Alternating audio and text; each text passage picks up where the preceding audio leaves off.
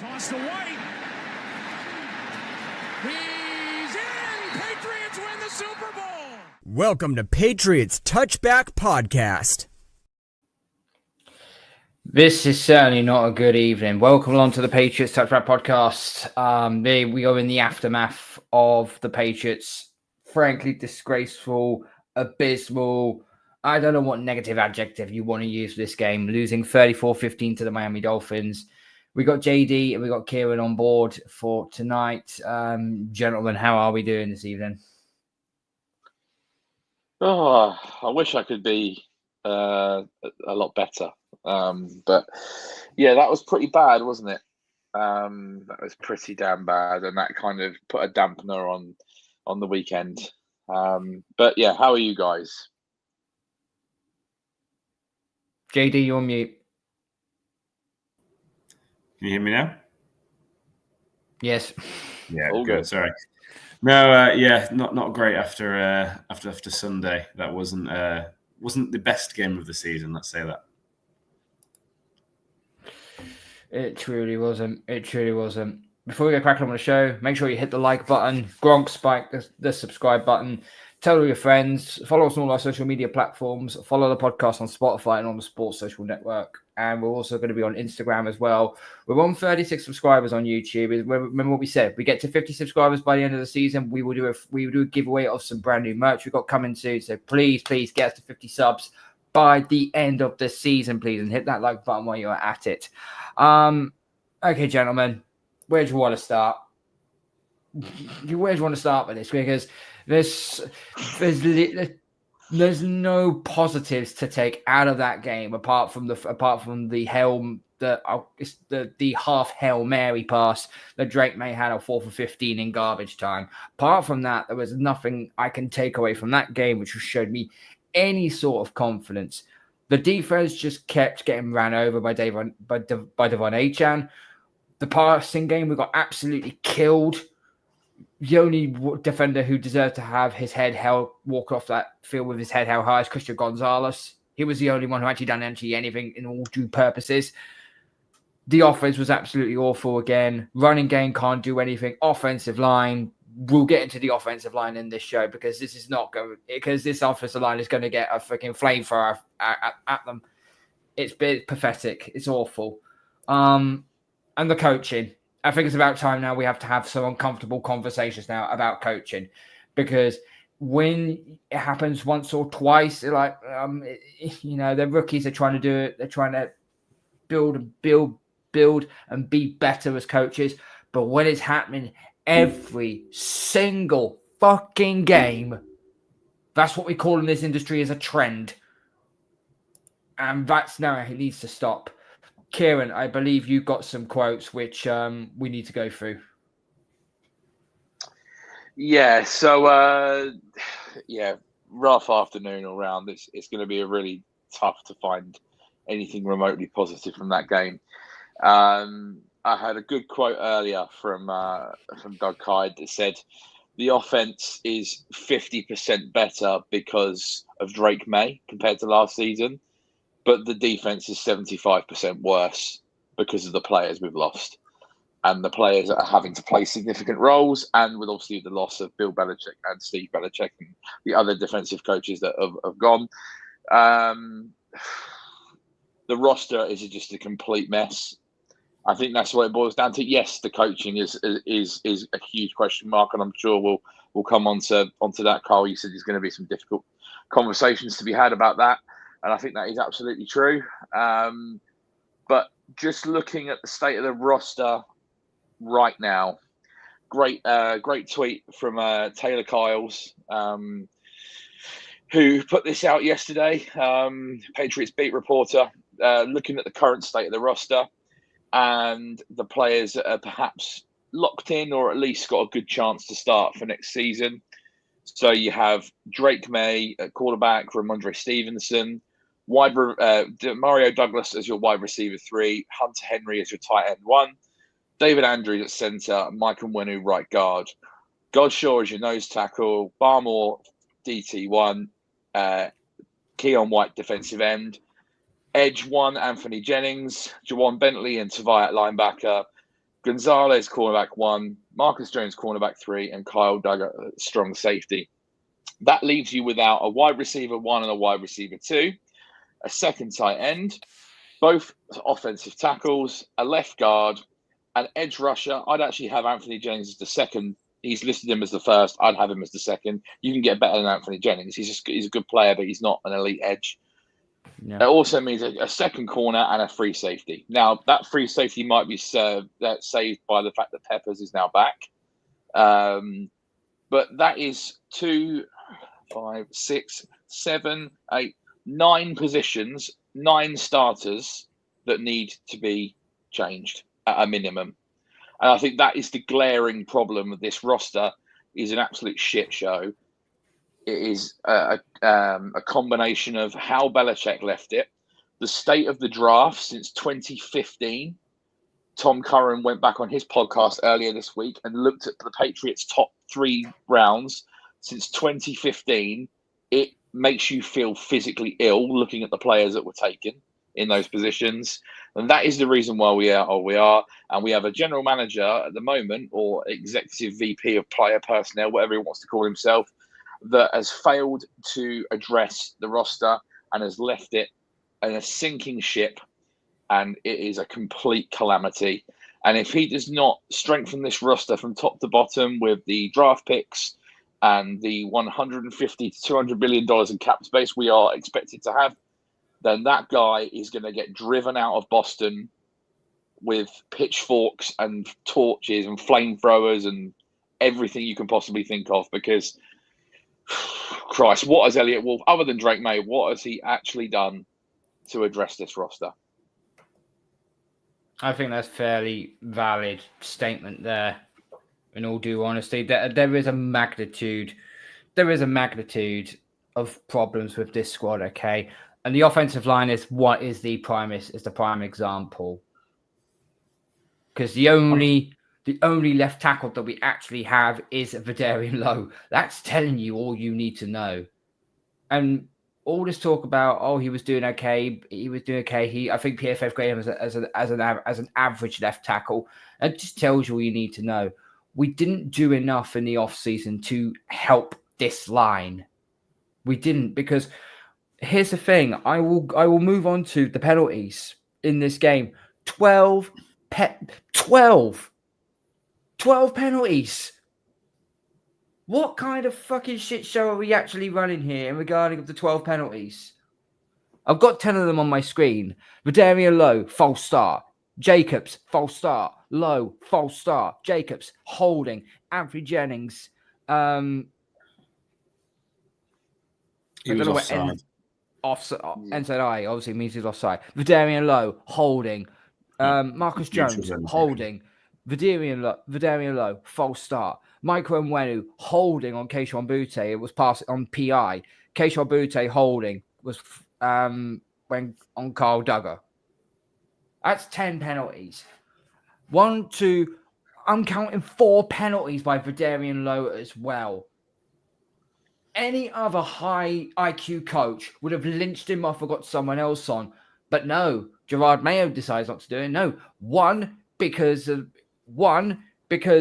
Vidarian Lowe, because he doesn't believe in accountability. And I'm seeing it with my own eyes after his press conference. He's not taking any sort of accountability for it. And secondly, we can't replace Vidarian Lowe. We've got no fucking left tackle. We don't have a backup. We did have a backup in Chuck Okafor, but he was useless. He was useless at the start of the season, and we kicked him off. I think that speaks to me. That's why I don't necessarily put the blame on Mayo as such, because I just, if Vidarian Lowe's playing poorly, what's the alternative? But is that coaching? I think the coaching, you can argue around the number of pre-snap penalties, absolutely. Like, obviously on missing off that list were the penalties that were declined. So Austin Hooper lining up offside, and not even marginally offside. Like, the guy was playing defense, he was that far offside. You've got Anthony Jennings jumping in for a neutral zone infraction when they're Miami running the fourth down. We're not going to run a play. We're going to try and make you jump offside. And nobody ever falls for that. And Anthony Jennings does. And I think the disadvantage we have as a team right now, I don't see the schematic advantage the coaches are providing. I'm not on the fire Mayo bandwagon. I don't think we need to fire him. I think he needs time. And I think it's really hard to see if it's all down to coaching, because I think the roster is so poor. I mean, even the list that you were going through there, Kieran, there's players on there that, I mean, David Andrews, he's listed as centre. Is he going to be back? Devon Godshaw's a decent enough player, but are we bothered if he comes back or not? Anthony Jennings is an outside linebacker. I know you mentioned I drop in, and I agree, to outside linebacker too. Jelani Tavai has been a liability this year. Kyle Duggar, I'm not a huge fan of. Like, I just, Ramondre Stevenson to me is an average running back. Even the players that we've got and we've committed to are not players that if you were to say, who on this roster would you be absolutely gutted if they went? Who's a blue chip player that we have to keep? I think there's three. I think there's Drake Maye, Gonzo, and Barmore, and that's it. And anybody else in this team, I think, is expendable. And he's above average player, and that's it. I would probably say Juwan Bentley is maybe a fourth because, we can't stop the run. And even with Barmore back, we still can't stop the run. But I don't think Juwan Bentley's a blue chip player. He's not like somebody that you let's build a team around him. He's a fine middle linebacker. Relative to the rest of the roster, he is a top shelf player. But compared to the league, Juwan Bentley's they're a common occurrence. You can find, and in this day and age, a run stuffing middle linebacker is not really that important. I'd absolutely want to keep him rather than lose him for his leadership and stuff. But I don't think he's a player that I'm like, we need to keep him. Yeah, and I agree with you, JD, in the sense that I'm struggling to sort of hone in on the fire the coaching staff bandwagon, because I just genuinely think the roster is in such a bad position that they are just working with what they've got. You're not going to get a fair evaluation of them as coaches until the roster is improved.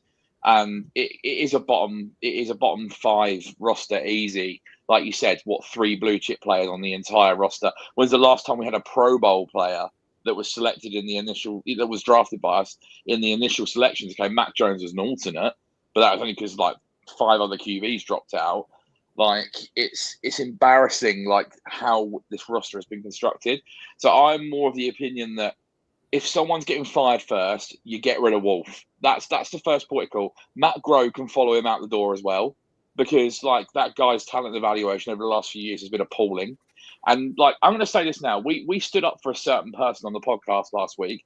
But if you're telling me that going into the off season and we have a new general manager and Joe Douglas is available, knowing what he's done with the Jets with his talent evaluation and acquisition for that roster, I would snap your hand off for Joe Douglas right now.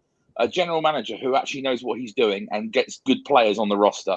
And I can't believe the Jets fired him. I thought he was ludicrous. And the more stories you see about it, it's ridiculous. He did have a very bad record, though. It's the only thing that kind of...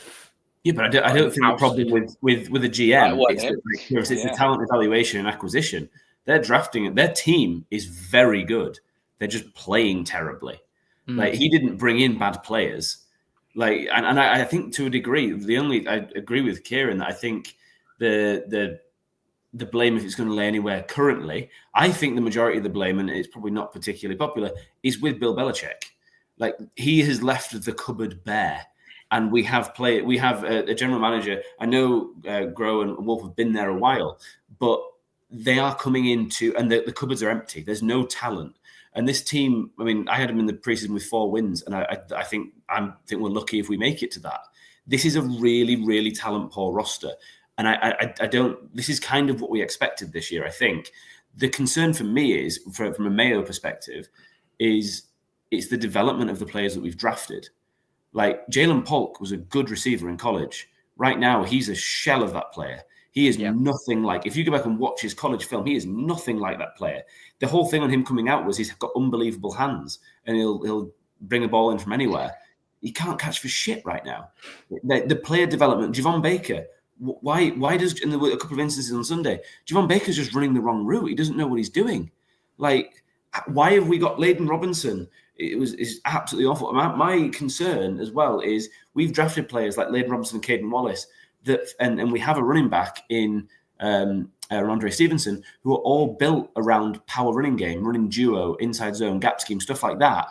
And yet we're trying to run outside zone, and we're installing a West Coast offense that relies somewhat on more athletic offensive linemen. And we're running a scheme that doesn't fit the players we have. Ramondre Stevenson's playing really poorly this year because we're not really putting him in a position to succeed with the O-line or with the scheme he's running behind. And so I don't understand the bigger picture for me right now in terms of what the plan is. I have a problem with the coaching. I have a problem with the player development, and I have a problem with the specific game plans. That looked like a team on Sunday that went into a game with so unprepared and with no idea. Against the Rams and the Bears, it looked like maybe the coaches had turned a corner, and there were good game plans in there. They had an idea for what the Rams were going to do and how to beat the Rams defense. They looked like they had no clue what the hell Miami would do. They were ill prepared. They were ill prepared for this game. And that comes down to coaching as well. You know, the quotes that Gerard Mayo said, I am still scratching my head over this, basically saying as soon as the players cross that white line, there's nothing I can do. When you say that one time in a press conference, that's fine, that's okay. But when you say it a second time, because he said this twice in the same press conference, that is such a player's answer. You are not a player in the NFL anymore, Gerard Mayo. You are a head coach. Take some accountability.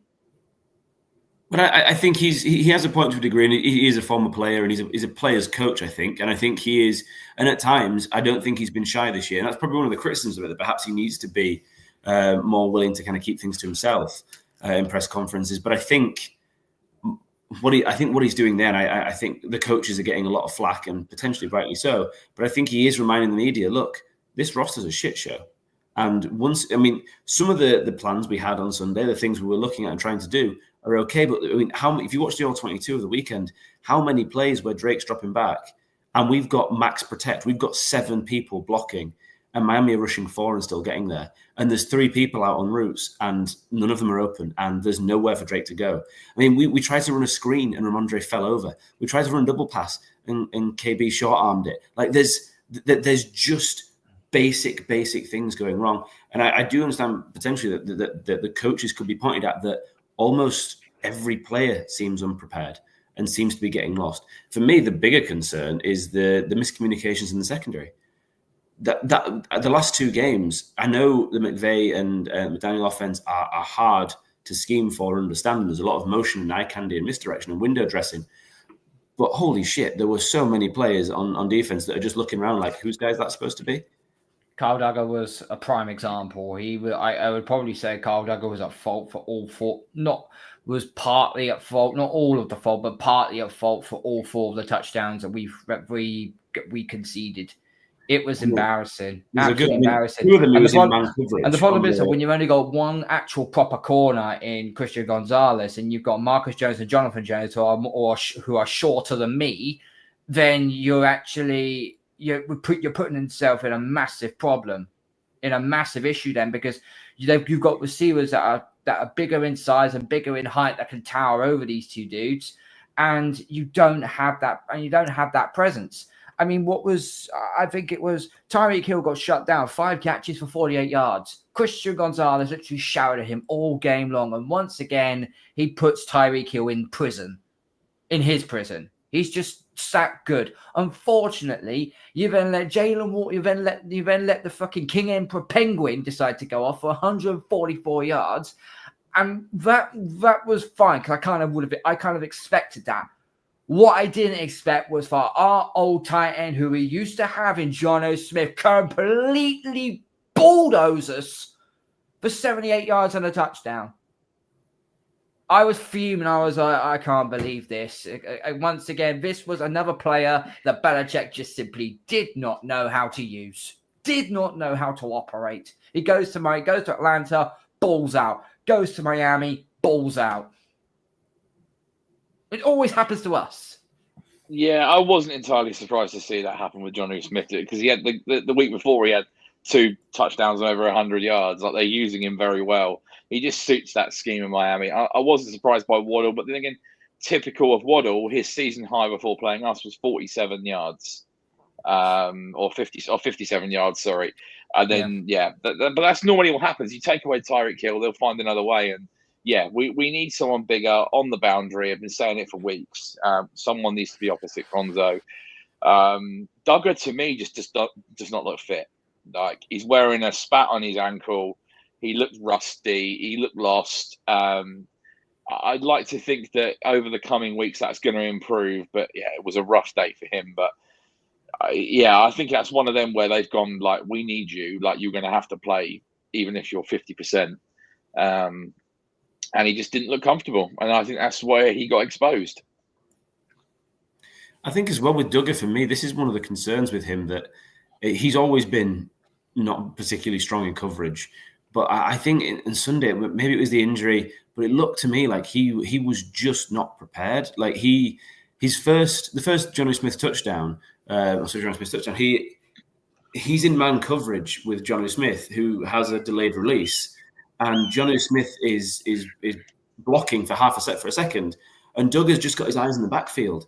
And he's not watching his man, who then slips out on a delayed release. And Duggar doesn't even realise until he's 5 yards into his route, and that's the score. You've got Devon Achen's first touchdown when he wanders in untouched. It's because Cam Duggar gets lost in traffic and just can't get to the sideline. Jalen Waddle's touchdown, he just takes an awful angle because he's watching the ball and not the receiver.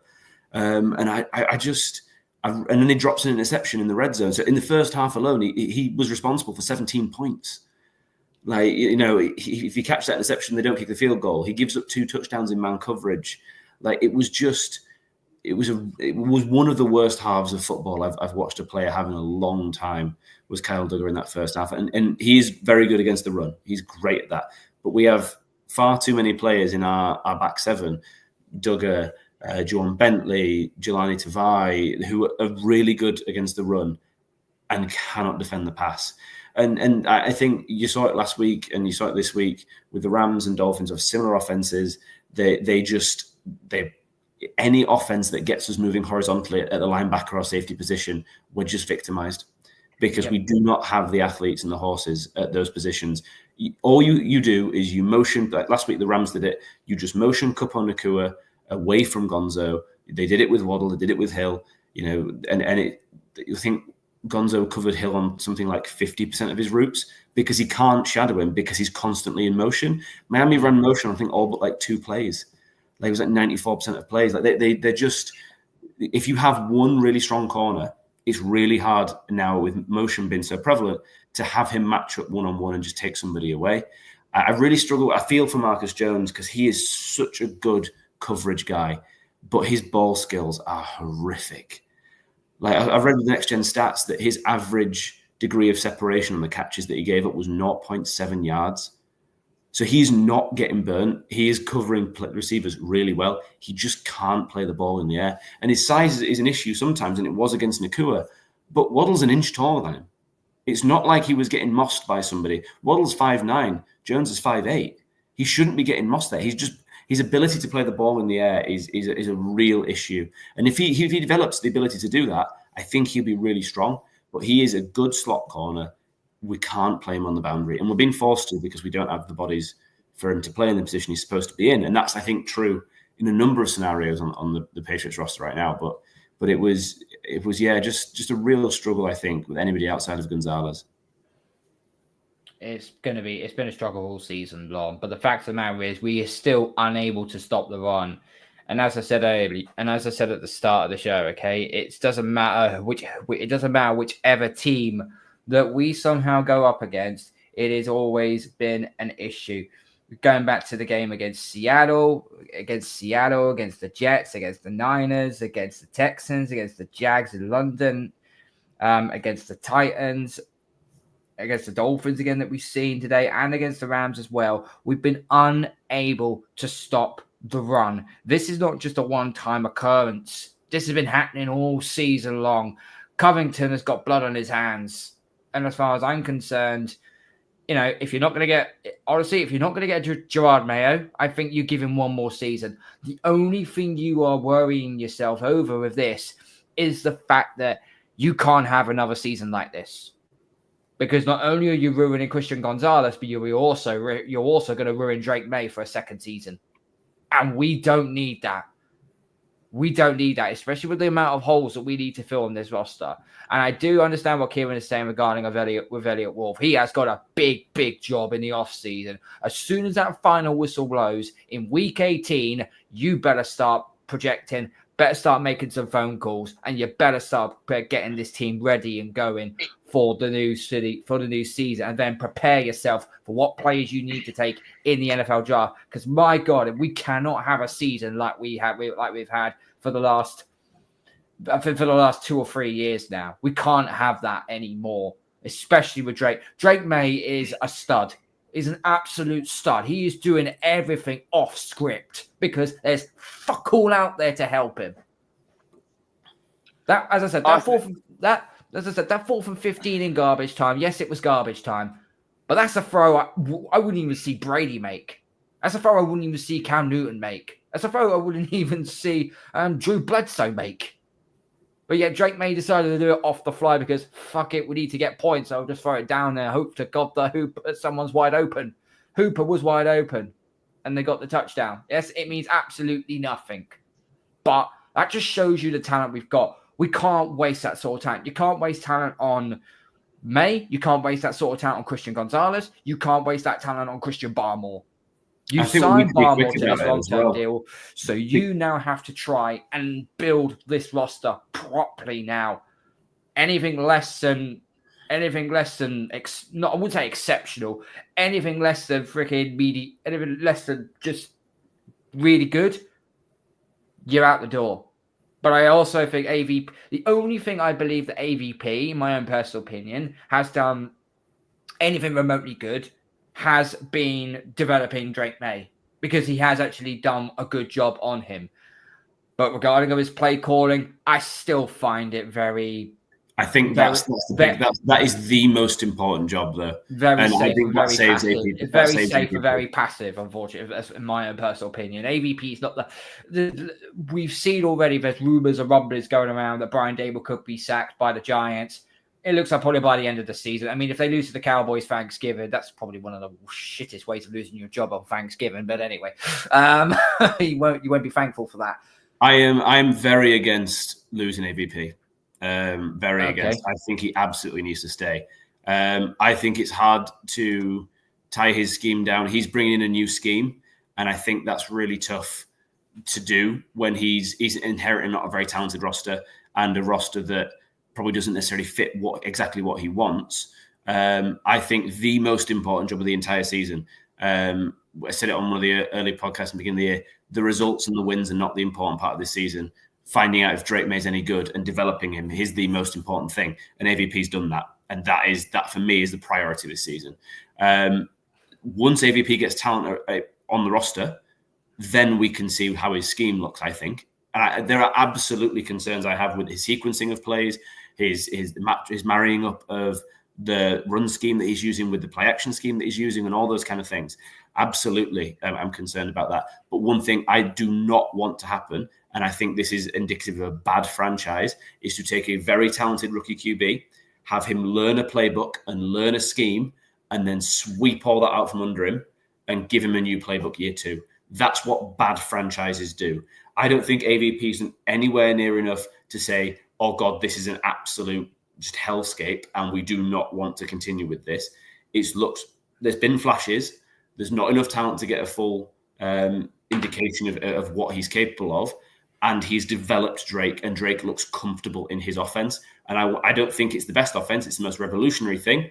But I think with AVP, I don't think he's the long-term solution. I think Drake, either he develops Drake to a point that Drake turns into a top 10 QB and somebody will take him as a head coach because he's developed a young QB and that's the way to become a head coach, the quickest way to become a head coach.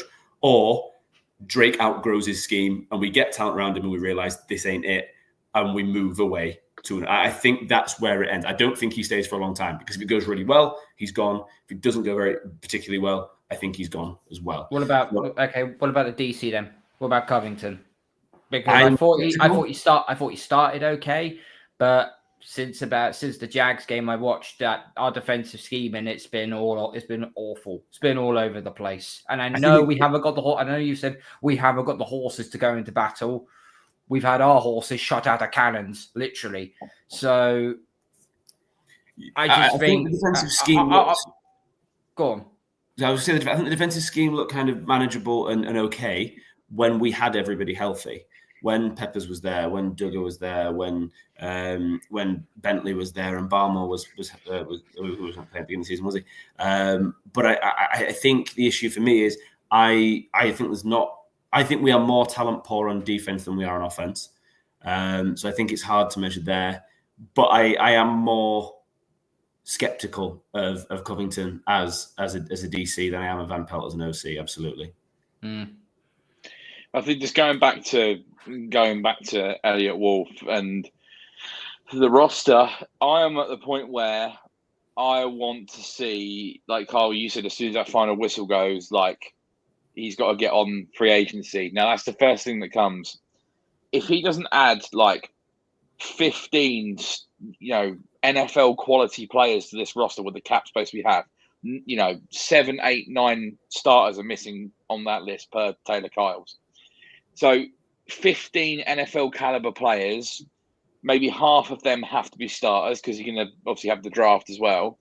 If he fails to do that and we keep missing on players, so if T. Higgins says, no, I'm not coming to you, if we miss out on players like, I don't know, Trey Smith, Javon Holland, like some, the higher caliber players out there, and we end up signing players like we did this year, like Chuck Sikora for, and just, scraping in the bargain bin, I'd fire him before the draft.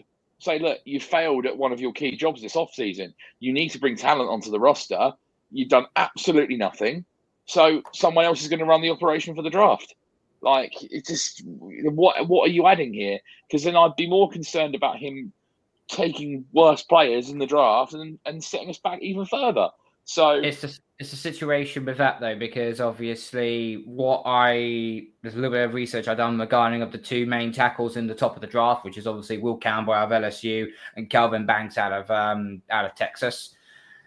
And according to one of the reports from NFL, Will Campbell's arm length is not as big as they thought it might be, which as a result of that, he could end up going from tackle and get kicked inside into guard. That's a position we do need a left guard, but are we really going to take a left guard as our 4th or 5th overall pick? That's just ludicrous. Yeah, it wouldn't happen unless you're so high on Calvin Banks being that guy. You can do it. You have to look at elsewhere. You have to look at pass rush. You have to go if Tate McMillan is there. I don't care what anybody says. Take him. Absolutely take him. He just gives me Mike Evans vibes. He just gives me Mike Evans vibes. And I will say this as well. I argued the idea of why would you take another corner when there's plenty more you can go down in the draft. I'm now going against my judgment here, and I will say if Will Johnson is there, I say take him. Park him up alongside Christian Gonzalez. And I know I can hear the fan base in my left ear right now actually screaming and swearing at me. What the fucking hell are you taking a corner for? That secondary, that second string court, that CB2 is not for Jones. No, it is for someone that we needed for. Of the 5 main key positions in football, QB, receiver, offensive tackle, pass rusher, and corner, we need 4 of them. So any of those 4, I'd be happy with taking. I wouldn't necessarily be annoyed if we took Will Johnson or if we hire Travis Hunter or wherever to fill the need. I personally don't. I'm not bothered if we don't draft an offensive lineman in the first round. If Ursary is there or we like Campbell and he's there, I'm happy with either of those. I've said it before on the podcast. I think an offensive line is a position group that needs a complete team approach. I don't think David Andrews is even if he is staying another year and doesn't retire, I don't think he's an impact center right now. I don't think he's that good. So Onwenu is potential, and he's been a mixed bag this year, but potentially the only offensive lineman I want to keep. So you need 4 offensive linemen, starters on the offensive line. I don't think if we draft Will Campbell number 1 and in the first round and that's it, our offensive line is not much better. I think we need to completely overhaul it, and I would rather go and get 4 NFL average or slightly above average starters and have those guys than a one blue chip left tackle, because there's umpteen examples of people like Joe Thomas. You can have a great left tackle, but an offensive line is a collective position. If your left tackle is good, but the rest of your O-line is terrible, he's not making an impact. Like, I really like Teta Millen as well, as Carl pointed out there, or Travis Hunter's a phenomenal player. Like, if you can get a blue chip receiver, they can have a much bigger advantage and impact on your team than a top level tackle, because they are not part of a collective. They can go and make splash plays on their own. And you've seen the example like Chase had in the Bengals, the impact he had. He immediately turned that offense into something fantastic when it wasn't with Joe Burrow in his rookie year. I would go far as this, okay? If, say, in free agency, we managed to get Ronnie Stanley in free agency and get him a left tackle, Jedrick Wills at right tackle, you've got your 2 tackle spots there. Obviously, you can use Vidarian Lowe as maybe a backup, and obviously you've got Caden Wallace as well as backup on the right side as well. And maybe you can get another tackle further down the board to be the swing tackle or something. If Cole Strange does return, there's probably a good chance he's going to end up playing at left guard again. And I know he said he could be the replacement for David Andrews. I don't believe that is the case, because I believe they still got Jake. Is it Jake Andrews, I believe? Jake Andrews. Yeah. And he's been on IR all season. So we don't know what he's capable of yet. So we need to see what he's going to be like in preseason next season. If we get the line sorted in free agency, I'm not against taking Ted McMillan with the first round pick. I'm not against taking someone like a Will Johnson as a first round pick. I'll even go as far as this, okay? If we actually get I think you can only trade down if you get the line sorted free agency. I don't think you'll be able to trade down if you do end up, say, get a T Higgins, and obviously you get a tackle, you still need to fill those positions in. And I don't know how far you would trade down in order to accumulate those sorts of picks. I mean, Nick's the best guy for this because he loves to trade down, and I'm sure he could give an insight of what that could potentially be. But this team is just absolutely full of holes. We're talking about the overall of us as an organization here, and not the actual game itself. But the game was such a shit show. I don't think there's no point talking about it. It was one of those games where nothing went right. Second quarter was probably the worst quarter I've ever seen us play. But kudos to Miami. We are not built to face a team like the Miami Dolphins. That is the fact of it. We're not built to face a team with that much speed and that much dynamism and athleticism. The roster we spoke about slow players in certain positions, and they're a matchup nightmare for us. They are Achilles' heel, and first and foremost, if you want to be a playoff team, you've got to beat the teams in your division. We're not matched up well to beat Buffalo and Miami. Okay, yes, we're probably going to beat the Jets at least once a year because they are who they are. But first and foremost, you need to build to get out your division. And we just do not have the matchups to be able to do that. And I'm not surprised the Dolphins blew the doors off us, to be honest. Because the roster's just a complete state. I wasn't expecting anything else. And like you said, Carl, there's not much to really analyse because it was just an absolute shambles. And we'd be better off, like we have been doing, talking about how to fix the situation.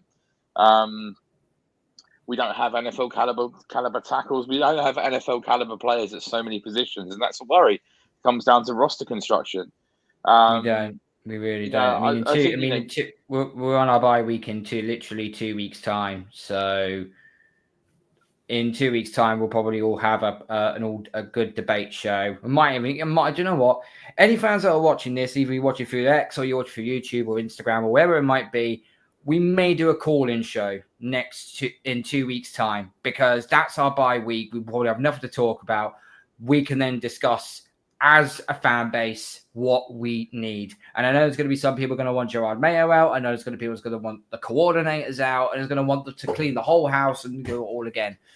But I think what we've looked at here is basically we're in a mess. We're in a mess. And people say, oh, at least we're not the Jets. Yeah, we've got the same record as them. Let's not try and, let's not try and do that, okay? We're a bad team. And I think over in the locker room at the end of the game, a fair few of the offensive players were smiling and laughing. It was sounded to this as if they've just accepted that they are not a great team and that they're just not wishing for the season to finish and end, but it sounded very unprofessional to me. There were obviously some players in there that was sad and upset by it all. Drake May was obviously one of them because he's a rookie and he wants to win. And I don't want any bad traits getting into his game, because that's another issue that we may have to deal with at some point. It's just, this team is undisciplined. It's unprepared. When players, even in training camp, when Belichick was still head coach, any time a lineman or anyone on offense or on defense had a holding play or a PI, what was their punishment? A lap around the field. And if you do it 3 times, you have to go up that disgusting hill. That's called taking accountability. That's actually coaching. That is trying to drill in. You can't make these faults. But I think that's about success as well. Belichick can command that kind of respect. It's harder for Gerard Mayo to do that because he's not won like Belichick has. But I also think a lot of this stuff gets blown a bit out of proportion because this stuff was happening last year when Belichick was the head coach. The problem is losing. When you're losing, it's hard to get people to buy in, because why should I listen to Gerard Mayo? He's the head coach of a 3-win team. Like, we're not winning. Like, Belichick would get away with that stuff when he had a talented team and when he's got a quarterback like Tom Brady who commands the respect Tom Brady had, and he's buying in. You saw that towards the end of the Brady era when Brady wasn't buying in as much and it was causing some rifts. Then you saw it with Mac Jones, and Mac Jones was petulant. Like last year, we were facing the same problems we're facing now. Stupid penalties, players speaking out when they normally didn't before, things like that were happening. It's what happens to losing teams. Bad teams do it. And I don't necessarily think and then there's a lot of conflicting reports around the stuff in the locker room. I don't really know what to believe with that. And it's hard to know because we're not there. But I don't get the sense this is a team that's not trying. I don't, like you watch the Giants at the weekend. That's a team that doesn't give a shit and doesn't care about playing football right now. They don't want to be there. I don't get that sense with the Patriots. I think all the problems, to be honest with you, just stem from most of the players are just below average NFL players. Like, Chop Robinson doubles his season total in sacks, 10 pressures. He had a pass rush win rate of 50%. Like, that is astronomical. 20%. There was one play, JD, as well. Just mentioned Chop Robinson. There was one play where he got a sack, where he was chipped by Hunter Henry and blocked by DeMontre Jacobs and still got home for the sack. Like, How does that happen? A chip and then a full block from an offensive tackle. That's just embarrassing. Like, you might as well have a Jacobs cracker at right tackle than DeMontre Jacobs, because it honestly is horrendous. And that just says it all, isn't it? Doubling the sack total. Yeah, New England had pressures. That's ridiculous. New England have had 16 sacks all season. 9 of them was against the Bears. That just shows you all you need to know. We can't. We don't have a pass rush. Like, look, Anthony Jennings is a really good run stuffer. He is not a pass rusher. Keon White has been overblown, I think, by Patriots fans, because he's good. He's okay. He's a good NFL player. He's getting a lot of more. He's our best pass rusher, and he is getting a lot more attention, which is why his stats column doesn't look as good as what it was last year. Because who was our main pass rusher? It was Matt Judon, and Keon White is better off playing inside than he is setting the edge. He is better playing on the inside. If he plays on the inside, he will get home plays on the outside, he finds it a little bit more of a difficult, which is why you need a pass rusher in the draft to actually help alongside Dietrich Weiss Jr., who, by the way, we didn't have in that game, which we kind of really desperately, we could have done with Dietrich Weiss Jr. in that game as well. I think you've hit the nail on the head. Like, we're relying on Dietrich Weiss Jr. to be a pass rusher, like a guy who is a fringe starter in the NFL. And we're like, oh, well, we didn't have Dietrich Weiss Jr., so fair enough. It was always going to be a shit show, wasn't it? Like, Keon White is an average NFL defensive lineman. He's fine, he's good. But we're billing him up to be like, oh, he's getting extra attention and he's this and he's that. And yes, he is getting extra attention because he's our best pass rusher, but it still doesn't mean he's good. Like, he's fine. Like, and he's much like our receiving room, where if he's our third best defensive lineman, that's a good defensive line room. If we can have him and Barmore and add somebody else, like, I'm okay with that. But now, if he's our number one threat, I'm not okay with that. If Jalen Polk's a number 2 or 3 receiver, or, same with Demario Douglas, I love Pop Douglas. I think he's a great slot receiver. But if he's our number one threat on offense, fucking hell, that's not good, is it? Like, he needs to be a number 3. He's not a number 1. And like, we've got Keishon Butte. I think the Butte experiment's kind of done. Like, right, he can't separate. And that's been his issue the whole time. Like, he's not a great separator. And now they know he's ring deep, and that's it. And he's playing like 90% of snaps, and he can't separate because he's a wide receiver 3 or 4. He's not a wide receiver 1. And so that's where the issues lie for me. I think all the stuff about coaching, everything else, there's absolutely like nuanced points and minutiae we can kind of hit on. But the ultimate, we've hit on, I think, numerous times, not to flog a dead horse, but we are just an inferior talented team. Like, we don't have the players that other teams have. And you saw that with Miami. They were just so much faster, so much better coached, everything from start to finish. Because we're asking, like, Demontre Jacobs, that's not coaching. Demontre Jacobs is a practice squad player. And he's starting at right tackle against a first-round pick. It was never going to end well. It never was. We've got backup starters or practice squad players on the offensive line, and I think that just kind of says it all. Then really, and then we've had one, and we've been cycling through them one after the other. The amount of them that have been on the roster then got cut again, and ultimately, once again, it comes down to Elliott Wolf and his talent ID and his player acquisition. I mean, okay, we were banging the drum for those veteran tackles. I didn't realize DJ Humphries has only just got fit. But what's happened? The Kansas City Chiefs have got in contact with him. They're going to go probably deep in the playoffs. DJ Humphries is fit. They've had problems with left tackle. Oh, wait, here he goes. Straight plug and play. He's probably going to start for them. He got sacked more than 5 times. He got sacked more than 5 times in that game, Mahomes. Panthers front pass rush was all over that line, so don't give me that crap. Yeah. So Humphries hasn't played yet. So this is what I mean. Like, they see a need, they've gone and addressed it. There's still players out there that haven't been signed. Wolf has done nothing about it. What if he does play? Guess who he has to go up against in his first game back? Max Crosby. Good luck. That's all I'll say to that one. I'm sure coming off an ACL, they'll try and ease him back in. But there's just not been enough done. We've got practice squad players in so many positions, and it's not like we've had the cap space, to be able to do anything. We've had maneuverability, and we've just sat on our hands and done nothing. And the buck lies with Elliott Wolf. And like this is a stronger free agent class. Now, the thing has been like, well, we didn't strengthen much in the offseason because the free agent class wasn't very strong. Okay, if you want to believe that, fair enough. This year is a lot stronger. Not saying it's an elite free agent class, but there are some good players in this draft. You mentioned edge rusher, JD. I'd be going after Azeez Ojulari from the Giants. Yeah. You've got Joe Tryon from the Bucks, who's a young edge rusher that needs a bit of development. You've got Chase Young is a free agent again, still only 26. Just go and get these guys on the roster. Like, these are guys you can go and obtain. It's not rocket science to go after these players. It's a huge offseason ahead. It really is.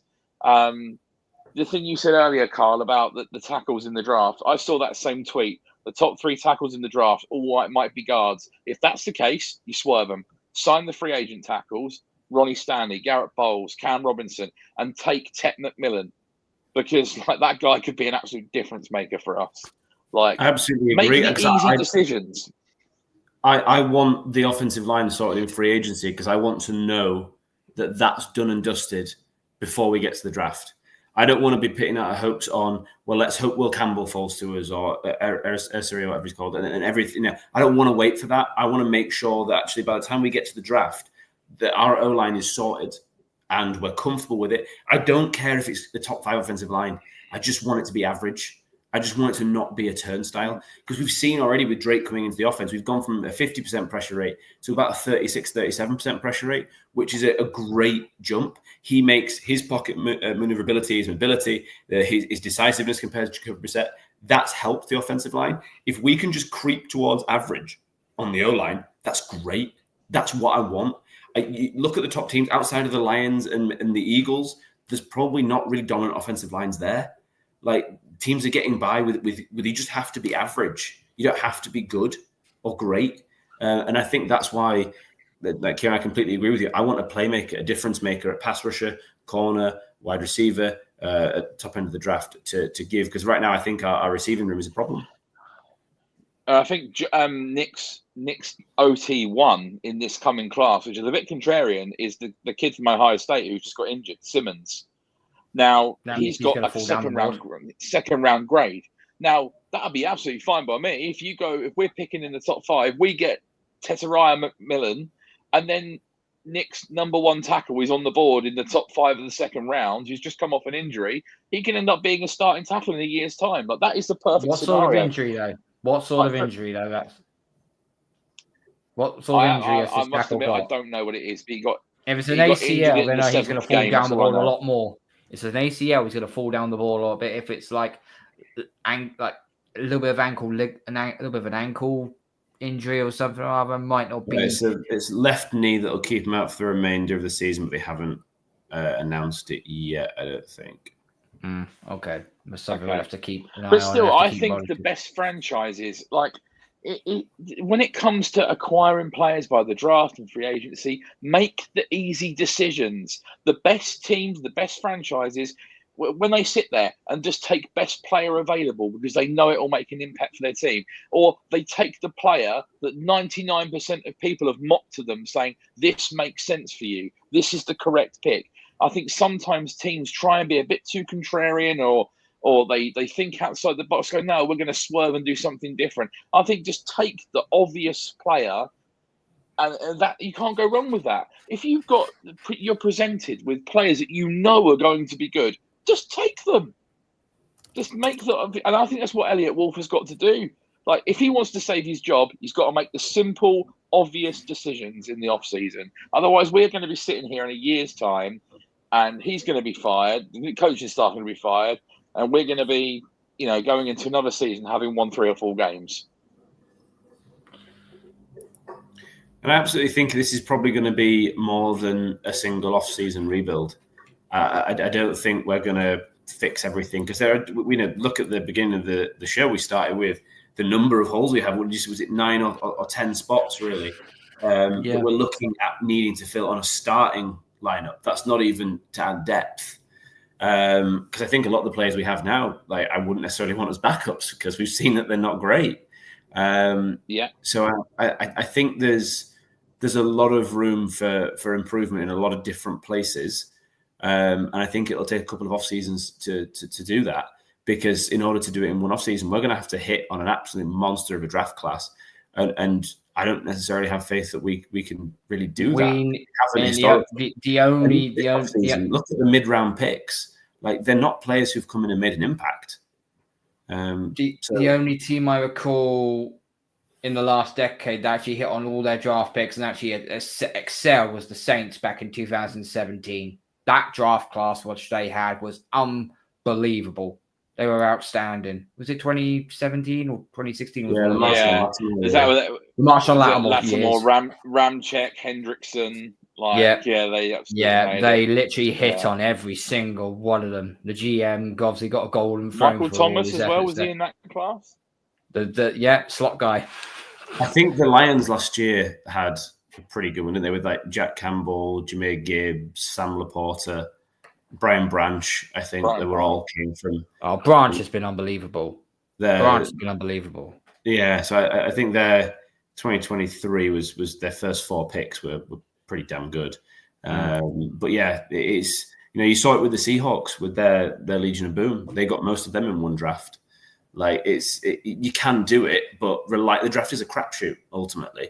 And we're finding out now that you get Caden Wallace in the 4th round or whatever, 5th round, the 3rd round, sorry, and it's no guarantee he's going to be good. Layden Robinson in the 4th round, he's a 5th round, he's been rubbish. Like, there's no guarantee. So, you look at the players that we passed up, and we traded back in the 2nd round. That got us Jalen Polk and Javon Baker, who we were excited about at the time. But if we'd have standed pat, could have had Lav McConkey in the team. That looked a lot better. In the 4th round, instead of taking Layden Robinson, you're going to have Bucky Irving, who's now the leading back for Tampa Bay by the looks of things. Like, he's looked electric. There are, you know what I mean? There are good players. Sometimes it's just, I don't know how you can look at a good player and just be like, no, we're gonna do something different. Like, just take the obvious selection. Just, if it's glaringly obvious that they're a talent, take them. Mm-hmm. And I think that's what we need to do in this upcoming draft. But the time will tell. We're 3-9. We're going to finish under 500 again. Next game up is against the Colts. A revolutionized Colts, shall we say. Anthony Richardson is no longer acting like the turnover machine that we know he is. He seems to have learned a lot in a few weeks being behind Joe Flacco. I'm worried that Jonathan Taylor is going to run all over our carcass for 200 yards. That's one thing that does extremely worry me. I don't really fear their receivers as much. Josh Downs is probably their de facto one. Pittman Jr. has fallen off a cliff in the last couple of months or so. I just think he was good on Sunday with Pittman. I think he had like 90 odd yards, so he was decent on Sunday. He just doesn't get catchable targets for me, because Richardson just either slings it down the field to Alec Pierce or hits the over the middle to Josh Downs. He just doesn't target Michael Pittman. I don't know why. The guys who I love Michael Pittman in our team all day long.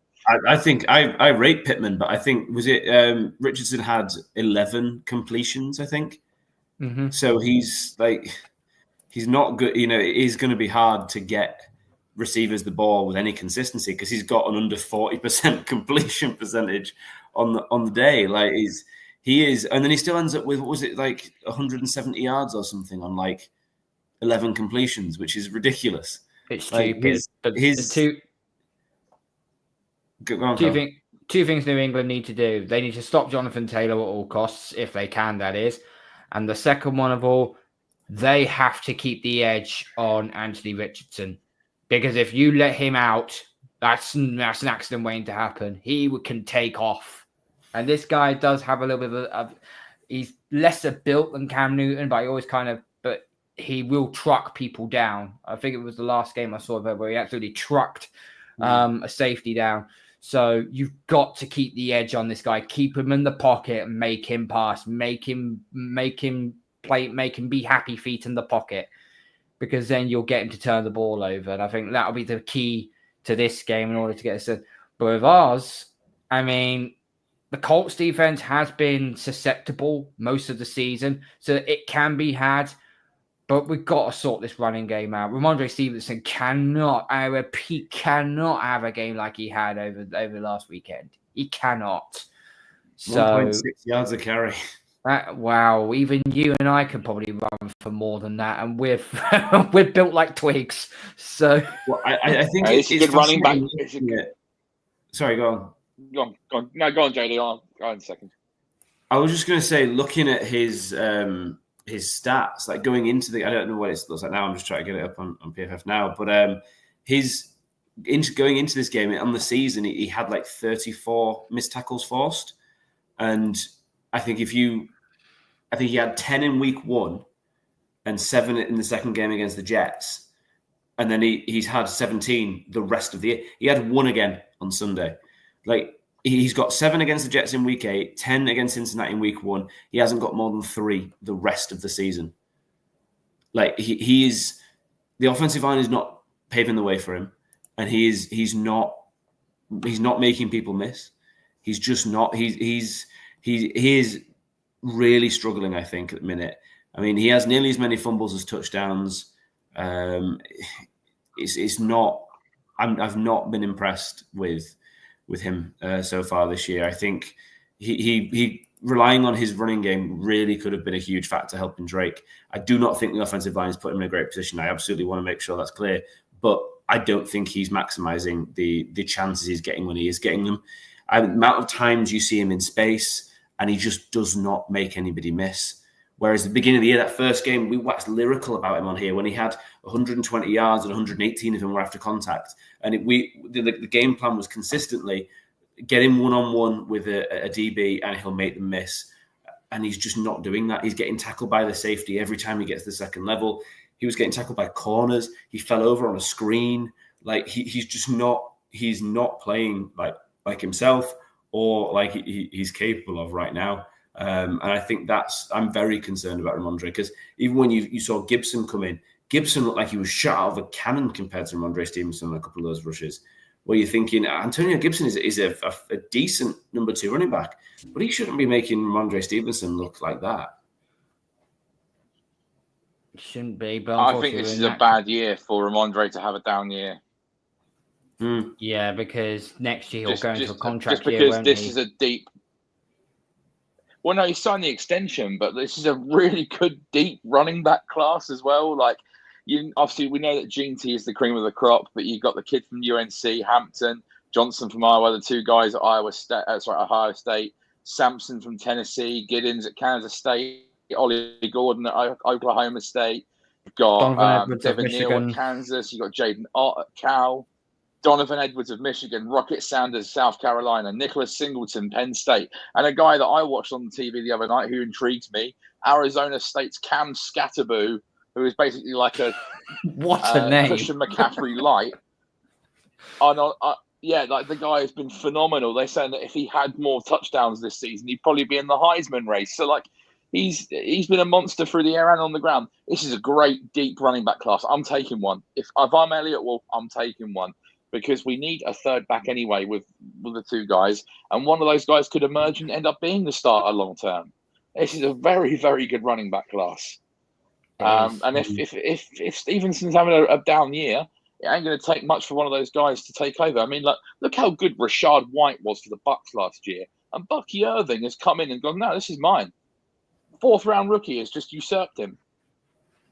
Yeah. So not only do I steal your RB1, but I steal your lunch money and your wife. See you later. Off you go. You can be the backup. That's kind of how it works. But no, listen, we've got a lot to go through. The Colts game. Let's go around the horn because we are slightly out of time now. Let's go around the horn. JD, do we get a 4th win or is another loss on the deck? I think this is our last good chance for a win. Agreed. After the bye week, the remaining 4 games, we have the absolute wild card Cardinals, the wild Cardinals, I'll call them, because they're just 1 week they're fantastic, the next week they look awful, and I do not see us competing with the Bills and the Chargers at all. Oh, the Chargers are going to tear us a new one. Yeah, the Chargers are going to tear us a new one. See that those 3 games being competitive at all. There's a good chance. I think this is our best chance. I wonder if we see the Longhorn package with Brendan Schooler out again to try and stop Anthony Richardson, because I think that might be our best shot. The Colts seem now like they just don't give a shit about his future, and they're like, screw it, we're just going to run him into the ground, and we're just going to see what happens. I am very, very worried about their defensive line. If you look at their defensive line, Kwity Paye, who is a good situational pass rusher, has 6 sacks on the year. DeForest Buckner is a very good interior offensive lineman, as well as Grover Stewart. Laiatu Latu has really come on. I liked him in the draft. So I am very concerned that our offensive line is going to struggle, because Miami's defensive front also isn't great. It's fine. It's not very good. But we made them look like 2000 Ravens. We made them look like fucking elite. Exactly. So, yeah, it is concerning. I don't think necessarily Miami's a very strong defense. This is a strong defense. This is a good D that I think is underrated, because it's not put in great positions, because their QB is the ultimate hit or miss, boom or bust. I could see this being quite low scoring. And I could probably, I'm optimistic, and I hope we squeak out a win. But I'm not particularly hopeful, given the last couple of weeks. So, what's your prediction? I'll be optimistic, and I will say I'll go for 15 points to 10. We'll take the win. Wow, that is a very low score. Kieran, what about you? Mm-hmm. Well, I tend to agree with pretty much everything that JD has said. I actually wrote some notes down earlier. So we're 1-4 at home this year. But if you look through those games individually, so first game, lost in overtime to Seattle. Second game, we lost to Miami after Polk's out of bounds touchdown at the back of the end zone. Blown out by Houston in the third game. We can just discount that. Beat the Jets in the fourth one. And the final game recently against the Rams was a late loss after Drake Maye was picked in a 2-minute drill.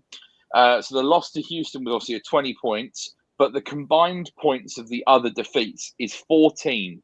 So we have been in every game other than the Houston game at home. And that's what gives me cause to believe that this potentially could go the Patriots' way. And I agree with JD. I think this is the last winnable game on the schedule. Potentially Arizona if they shit the bed again like they did this week. So for the last time this season, I am going to go with a prediction that we're going to win the game. And I'm going to go 17-13 New England. 17-13 New England. I don't trust this defense. I'm sorry. I just don't. I don't trust this defense. I don't trust DeMarcus Covington now. What I've seen enough throughout this season now to say we can't stop the run.